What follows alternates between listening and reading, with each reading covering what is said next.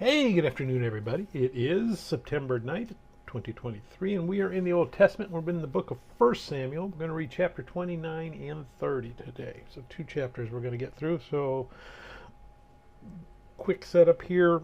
Well, we saw that Saul, well, we're coming to the end of this part of the story. The Philistines, well, David has decided to go into the Philistine territory to escape Saul. That was the one place that he could go that Saul didn't follow him, apparently. And David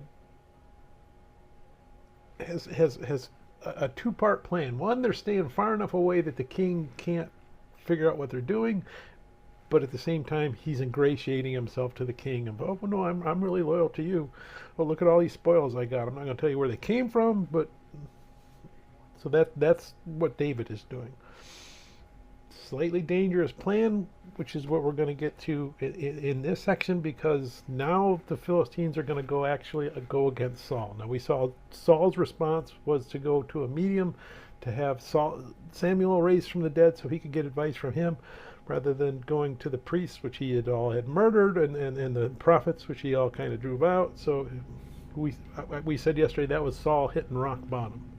The only place he can go from this is to die, and that's what they said is going to happen as soon as this war starts.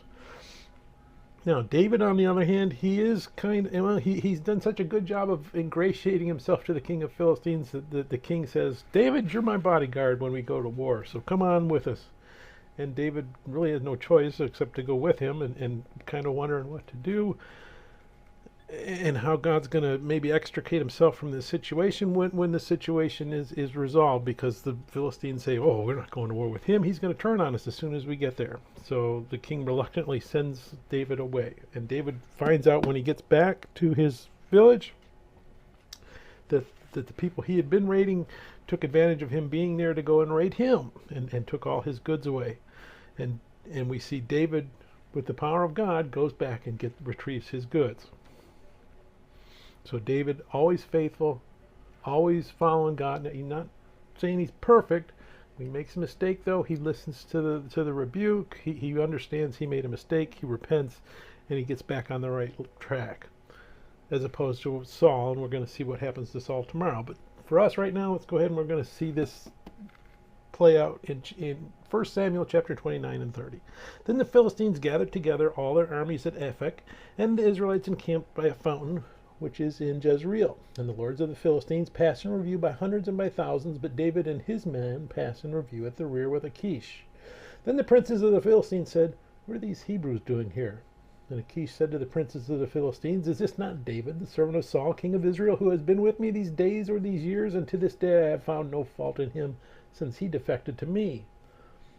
But the princes of the Philistines were angry with him. So the princes of the Philistines said to him, make this fellow return, that he may go back to the place which you have appointed for him, and do not let him go down with us to battle, lest in the battle he become our adversary.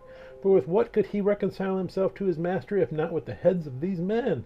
Is this not David, of whom they sang to one another in dances, saying, Saul has slain his thousands, and David his 10,000s? Then Achish called David and said to him, surely as the Lord lives, you have been upright, and your going out and your coming in with me in the army is good in my sight. For in this day I have not found evil in you since the day of your coming to me. Nevertheless, the lords do not favor you. Therefore return now and go in peace, that you may not displease the lords of the Philistines. So David said to Achish, but what have I done? And to this day what have you found in your servant, as long as I have been with you, that I may not go and fight against the enemy of my lord the king? Then Achish answered and said to David, I know that you are as good in my sight as an angel of God. Nevertheless, the princes of the Philistines have said, he shall not go up with us to the battle. Now therefore rise early in the morning with your master's servants, who have come with you, and as soon as you are up early in the morning and have light, depart. So David and his men rose early to depart in the morning, and returned to the land of the Philistines, and the Philistines went up to Jezreel. Now it happened when David and his men came to Ziklag on the third day, that the Amalekites had invaded the south in Ziklag, attacked Ziklag and burned it with fire, and had taken captive the women and those who were there from small to great. They did not kill anyone, but carried them away and went their way. So David and his men came to the city, and there it was, burned with fire, and their wives, their sons, and their daughters had been taken captive. Then David and the people who were with him lifted up their voices and wept until they had no more power to weep. And David's two wives, Ahinoam and the Jezreelitess, and Abigail, the widow of Nabal the Carmelite, had been taken captive. Now David was greatly distressed, for the people spoke of stoning him, because the soul of all the people were grieved, every man for his son and his daughters. But David strengthened himself in the Lord his God. Then David said to Abiathar the priest, Ahimelech's son, please bring the ephod here to me. And Abiathar brought the ephod to David. So David inquired of the Lord, saying, shall I pursue this troop? Shall I overtake them? And he answered him, pursue, for you shall surely overtake them, and without fail recover all. So David went, he and the 600 men who were with him, and came to the brook Bezor, where those stayed who were left behind. What David pursued, he and 400 men, for 200 stayed behind, who were so weary that they could not cross the brook Bezor.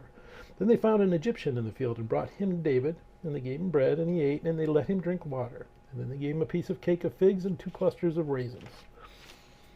So when he had eaten, his strength came back to him, for he had eaten no bread nor drank water for 3 days and 3 nights. Then David said to him, to whom do you belong, and where are you going? And where are you from?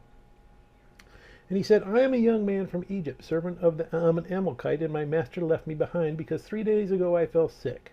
We made an invasion of the southern area of the Kerethites, and the territory which belongs to Judah, and of the southern area of Caleb, and we burned Ziklag with fire.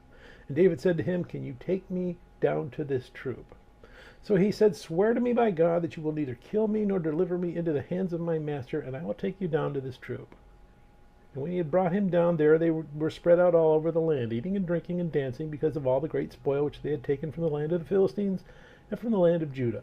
Then David attacked them from twilight until the evening of the next day. Not a man of them escaped, except 400 young men who rode on camels and fled. So David recovered all that the Amalekites had carried away, and David rescued his 2 wives, and nothing of theirs was lacking, either small or great, sons or daughters, spoil, or anything which they had taken from them. David recovered all. Then David took all the flocks and herds they had driven before those other livestock, and said, this is David's spoil. Now David came to the 200 men who had been so weary that they could not follow David, whom they also had made to stay at the brook Bezor.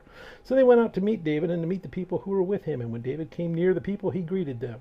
Then all the wicked and worthless men of those who went with David answered and said, because they did not go with us, we shall not give them any of the spoil that we have recovered, except for every man's wife and children, that they may lead them away and depart. But David said, my brethren, you shall not do with what the Lord has given us, who has preserved us and delivered into our hand the troop that came against us. For who will heed you in this matter? For as is his part of who goes down to the battle, shall his part be who stays by the supplies. They shall share alike. So it was from that day forward, he made it a statute and an ordinance for Israel to this day. Now when David came to Ziklag, he sent some of the spoil to the elders of Judah to his friends, saying, here is a present for you from the spoil of the enemies of the Lord. To those who were in Bethel, those who were in Ramah of the south, those who were in Jettar, those who were in Aror, those who were in Shifmoth, those who were in Eshtemoa, those who were in Rachel, those who were in the cities of the Jeharamelites, these who were in the cities of the Kenites, those who were in Hormah, those who were in Korashan, those who were in Athak, those who were in Hebron, and to all the places where David himself and his men were accustomed to rove. May God bless the reading of his word, and may God bless you. Bye.